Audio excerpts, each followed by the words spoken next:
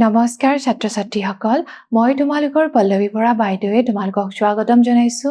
ই কক্ষাৰ বিজ্ঞানৰ শ্ৰেণী কোঠালৈ আজি আমি পঢ়িম ক্লাছ 6ৰ আমাৰ বিজ্ঞান পাঠ্যপুথিৰ 12 নম্বৰ অধ্যায়ৰ প্ৰাকৃতিক সম্পদ ইতিমধ্যে আমি অন্য কিছুমান প্ৰাকৃতিক সম্পদৰ ওপৰত আলোচনা কৰি আহিছো আমি আগৰ অধ্যায়ত গম পালো যে হিলবোৰ কিছুমান খনিজ পদাৰ্থৰে গঠিত আৰু সেই খনিজ পদাৰ্থৰ আমি আৰু কি ব্যৱহাৰ কৰিব পাৰো তাৰ বিষয়ে আজি এই অধ্যায়ত আলোচনা কৰো আহা এই আসোৱা খনিজ পদাৰ্থ আৰু ইয়াৰ প্ৰয়োগ ইয়াত কিছুমান খনিজ পদাৰ্থ দেখুৱা হৈছে যাৰ পৰা আমি কিছুমান ধাতু নিষ্কাশন কৰা হয় যেনেকৈ ধৰা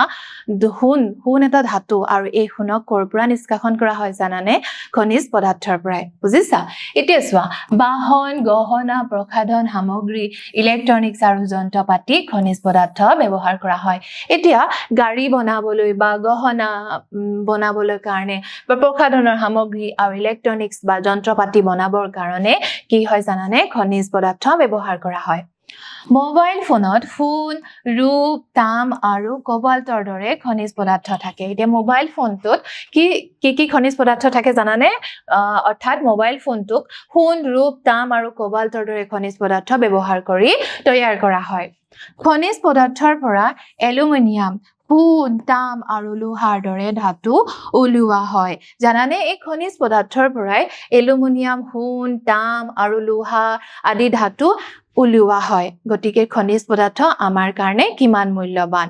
এতিয়া চোৱা তোমালোকেতো ইতিমধ্যে গম পাইছা যে শিল মাটি হয়নে খনিজ পদাৰ্থ এইবোৰ প্ৰাকৃতিক সম্পদ আৰু এইবোৰ আমাৰ কাৰণে অতি মূল্যৱান এতিয়া এই শিল মাটি বা খনিজ পদাৰ্থসমূহ এঠাইৰ পৰা আন ঠাইলৈ পৰিবহণ কৰিবৰ কাৰণে আমাক যাতায়াতৰ প্ৰয়োজন হ'ব হয়নে আৰু এই যাতায়াতৰ ব্যৱস্থা অৰ্থাৎ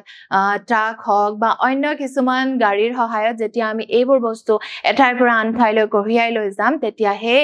গাড়ীখন চলিবলৈ কিছুমান ইন্ধনৰ প্ৰয়োজন হয় আৰু সেই ইন্ধনবোৰ কি ইন্ধন হয় তাৰ বিষয়ে জানো আহা আৰু এতিয়া আমি অধ্যয়ন কৰিম জীৱাশ্ম ইন্ধনৰ ওপৰত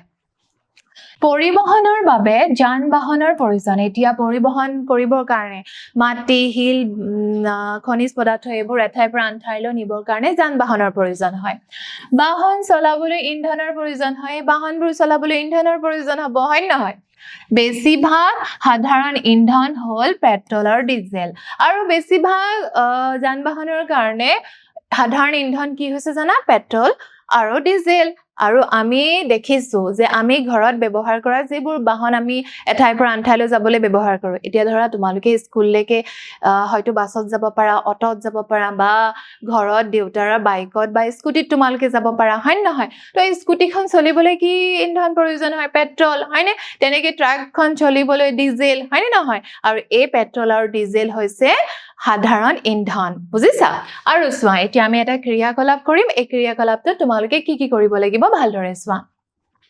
সহপাঠীসকলক সুধিবা যে তেওঁলোক কেনেকৈ স্কুললৈ আহে এতিয়া তোমালোকৰ লগৰবোৰক সুধিবাচোন তোমালোকে কিহত স্কুললৈ আহা কিছুমানে হয়তো স্কুটিত আহিব কিছুমানে ৰিক্সাত আহিব কিছুমানে বাছত আহিব বা কিছুমানে ঘৰটো ওচৰ সিহঁতি খোজকাঢ়িও আহিব পাৰে বা কিছুমানে চাইকেলখনো লৈ আহিব পাৰে হয়নে মন কৰা কিমান জনে এখন বাহন ব্যৱহাৰ কৰে আৰু তাক তোমালোকে মন কৰিবা কিমান জনে এখন বাহন ব্যৱহাৰ কৰে বুজিছা তেওঁলোকে ব্যৱহাৰ কৰা বাহনৰ ধৰণ লিপিবদ্ধ কৰা তেওঁলোকে কেনেকুৱা ধৰণৰ বাহনত আহে বাছত আহিলে অটোত আহিছে ৰিক্সাত আহিছে নে অন্য কিবাত আহিছে সেইটো লিপিবদ্ধ কৰি ৰাখিবা প্ৰতিখন বাহনত ব্যৱহৃত ইন্ধন চিনাক্ত কৰা আৰু তাৰ পাছত সিহঁতি ব্যৱহাৰ কৰা বাহনসমূহ কি ইন্ধন লাগে সেইটো তোমালোকে চিনাক্ত কৰি লিপিবদ্ধ কৰিবা হয়নে এতিয়া চাও আহা বিভিন্ন বাহন আৰু ইয়াত ব্যৱহাৰ কৰা ইন্ধন কিছুমান বাহন আমি নাম লিখিম ইয়াত আৰু তাত আমি কি ইন্ধন ব্যৱহাৰ কৰিম হেতু চাম এতিয়া মটৰচাইকেলত পেট্ৰল তেনেকে গাড়ীত আমি ইয়াত গাড়ী লিখিব পাৰো আৰু গাড়ীত কি ইন্ধন ব্যৱহাৰ কৰা হয় পেট্ৰল বা ডিজেল হয়নে তো তোমালোকে ইয়াত পেট্ৰল বুলিও লিখিব পাৰা বা ডিজেল বুলিও তোমালোকে লিখিব পাৰিবা তেনেকে ধৰা ট্ৰাকখন তোমালোকে দেখিছা হয়নে এই ট্ৰাক গাড়ীবোৰ কিহেৰে চলে সাধাৰণতে ডিজেলত তো ইয়াত তোমালোকে ডিজেল বুলি লিখিব পাৰা তেনেকে তোমালোকৰ চৌপাশে থকা বিভিন্ন বাহনবোৰ নাম ইয়াত লিখি সেইবোৰ কি ইন্ধনেৰে চলোৱা হয় হেতু তোমালোকে লিপিবদ্ধ কৰিব পাৰিবা বুজিছা তাৰ পাছত চোৱা এতিয়া চোৱা সাধাৰণতে ব্যৱহৃত ইন্ধন আমি সাধাৰণতে কি ইন্ধন ব্যৱহাৰ কৰো তাক চাও আহা এছৱা পেট্ৰল হৈছে আটাইতকৈ বেছি ব্যৱহৃত ইন্ধন এতিয়া পেট্ৰলটোকে আমি বেছিকৈ ব্যৱহাৰ কৰো হয়নে বাহনত সাধাৰণতে পেট্ৰল আৰু ডিজেল ব্যৱহাৰ কৰা হয় বাহনবিলাকত আমি সাধাৰণতে পেট্ৰল আৰু ডিজেলে ব্যৱহাৰ কৰো বুজিছা তেনেকে বিমানত পৰিশোধিত কেৰাচিন ব্যৱহাৰ কৰা হয় তেনেকে এৰোপ্লেন যেটো এৰোপ্লেন উৰে যে পৰিশোধিত কেৰাচিন ব্যৱহাৰ কৰা হয় বুজিছা আৰু সোৱা পেট্ৰল ডিজেল কেৰাচিন পেট্ৰলিয়ামৰ পৰা আহৰণ কৰা হয় এতিয়া পেট্ৰল ডিজেল কেৰাচিন এইবোৰ কৰ পৰা আহৰণ কৰা হয় জানানে পেট্ৰলিয়ামৰ পৰা পেট্ৰলিয়াম প্ৰাকৃতিক গেছ কয়লা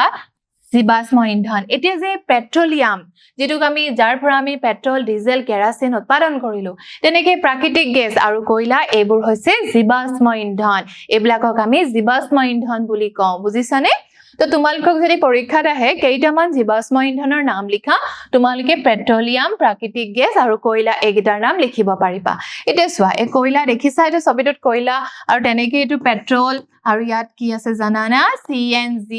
আৰু এইটো হৈছে প্ৰাকৃতিক গেছ বুজিছা আৰু চোৱা এতিয়া জীৱাশ্ম ইন্ধন কেনেকৈ গঠন হ'ল তাৰ বিষয়ে চাওঁ আহা চোৱা ইয়াত জীৱাশ্ম ইন্ধন মৃত উদ্ভিদ আৰু প্ৰাণীৰ অৱশিষ্ট পৰা আহে এতিয়া জীৱাশ্ম ইন্ধন এইবোৰ কৰ পৰা আহে জানানে যেতিয়া উদ্ভিদবোৰ মৰি যায় বহুত হাজাৰ বছৰ ধৰি উদ্ভিদবোৰ যেতিয়া মৰি গেলি পচি যায় তাৰ পাছত কি হয় জানানে জীৱাশ্ম ইন্ধন আৰু প্ৰাণীবোৰৰ যেতিয়া অৱশিষ্ট লগ লাগে তেতিয়াৰ পৰা এই জীৱাশ্ম ইন্ধনসমূহ সৃষ্টি হয় বুজিছা লাখ লাখ বছৰৰ আগতে প্ৰাকৃতিক দুৰ্যোগৰ বাবে বনাঞ্চল পুতি থোৱা হৈছিল লাখ লাখ বছৰৰ আগত কি হৈছিল প্ৰাকৃতিক দুৰ্যোগ ভূমিকম্প হক অন্য কিবা কাৰণৰ ফলত বনাঞ্চলবোৰ মাটিৰ তললৈ পুত খাই গৈছিল তেনেকে হাজাৰ হাজাৰ বছৰ লাখ লাখ বছৰৰ পিছত এই মাটিত পুতি থোৱা গছবোৰ কি হৈ গল জানানে টান হৈ গল আৰু তাত কি হয় জানানে তাৰ ফলত এইবোৰ কয়লালৈ ৰূপান্তৰিত হল মাটিৰ তৰফবোৰে গছবোৰক সংকোচন কৰিছিল এই মাটিৰ তৰফবোৰত ধৰা বনাঞ্চলবোৰ মাটিৰ তলত ভূমিকম্পৰ ফলত তললৈ পুত খাই গল হয়নে আৰু তাৰ ফলত মাটিৰ যিবোৰ তৰফ তাৰ ওপৰত আকৌ উঠি গল সেই তৰফতে গছবিলাকক কি কৰিছিল জানানে সংকোচন কৰি পেলাইছিল উচ্চ তাপ আৰু চাপে ইহঁতক কয়লালৈ ৰূপান্তৰিত কৰিছিল তাৰ পিছত উচ্চ তাপ আৰু চাপে ইহঁতক কি কৰিলে জানানে কয়লালৈ ৰূপান্তৰিত কৰিলে আৰু সেই কাৰণে কয়লাক আমি জীৱাশ্ম ইন্ধন বুলি কওঁ বুজিছা আহা এতিয়া আমি কিছুমান প্ৰশ্ন উত্তৰ আলোচনা কৰো আমাৰ প্ৰথম প্ৰশ্ন বিমানত পৰিশোধিত ডেছ ব্যৱহাৰ কৰা হয় বিমানত কি পৰিশোধিত ইন্ধন ব্যৱহাৰ কৰা হয় কেৰাচিন তোমালোকে ইয়াত লিখিবা কেৰাচিন বুজিছা তাৰ পিছত চোৱা পেট্ৰলিয়াম প্ৰাকৃতিক গেছ আৰু কয়লা কি ইন্ধন পেট্ৰলিয়াম প্ৰাকৃতিক গেছ কয়লা এইবোৰ কি ইন্ধন জানানে এইবোৰ হৈছে জীৱাশ্ম ইন্ধন আৰু এইবোৰ কিহৰ পৰা সৃষ্টি হৈছিল জীৱ-জন্তু আৰু উদ্ভিদৰ অৱশিষ্টৰ পৰা সৃষ্টি হৈছিল বহুত হাজাৰ বছৰ ধৰি যেতিয়া বনাঞ্চলসমূহ ভূমিকম্পৰ বা অন্য কিছুমান প্ৰাকৃতিক দুৰ্যোগৰ ফলত যেতিয়া মাটিৰ তলত পুত খাই গৈছিল তাৰ ওপৰত মাটিৰ তৰফ সৃষ্টি হৈছিল আৰু সেই মাটিৰ তৰফে সেই সমূহৰ ওপৰত চাপ আৰু তাপ প্ৰয়োগ কৰাৰ ফলত সেইবোৰ লাখ লাখ বছৰ আগত কি হল জানানে কয়লাৰ সৃষ্টি হল আৰু পেট্ৰলিয়াম জানানে সাগৰত থকা জীৱসমূহৰ প্ৰাকৃতিক দুৰ্যোগৰ ফলত সিহঁতৰ যেতিয়া মৃত্যু হল আৰু সেইবোৰ কি হল সাগৰৰ তলিত মাটিৰ তলত জমা হৈ গল আৰু তাৰ ফলস্বৰূপে সেইবোৰৰ পৰা পেট্ৰলিয়াম সৃষ্টি হল বুজিছানে অৰ্থাৎ জীৱাশ্ম ইন্ধনবোৰ লাখ লাখ বছৰৰ আগতে সৃষ্টি হৈছিল বুজিছা ইমানখিনিলৈকে চাগে তোমালোকে বুজি পাইছা আশা কৰো তোমালোকে ভালদৰে পঢ়া শুনা কৰি থাকিবা পুনৰ লগ পাম নমস্কাৰ ধন্যবাদ